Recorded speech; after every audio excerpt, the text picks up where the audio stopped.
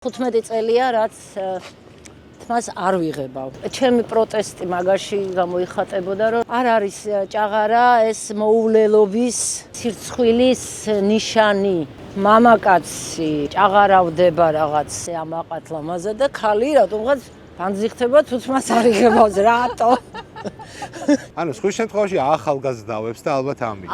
ეგ აქ არის, ახლა რა შეეცით საქმე? რა ეთყობა ელენეს, რომ ახალგაზრდა არ არის? ელენე ერთეული შემთხვევა.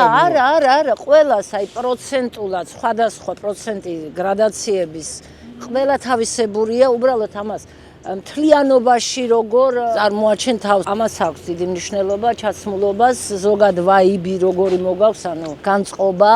რა ვიბრაციებზე ხარ? კი, შენს თავში თვითონ რას გრძნობ? მე არ გრძნობ, რომ ჭაღარა არის ნიშანი სიბერის, იმიტომ რომ 15 წლის ვიყავი პირველი ჭაღარა რო გამიჩნდა და ანუ 15 წლის ასაკში დავბერდი რა ხან ჭაღარა წამოვიდა. ჩვენს ასოციაციაში მე მგონი უფრო ჭაღარა შემოიტანა აი ზღაპრებში, რატომღაც ეს ბებო უნდა იყოს ასეთი გაპუწული თავით და ბაბა-იაგა რო არის. რაღაცა სტერეოტიპია. სტერეოტიპი არის, მე მგონი მსოფლიო მასშტაბით და ძალიან ძლიერად ამას უმღერის უნისონში ეს სილამაზის ინდუსტრია.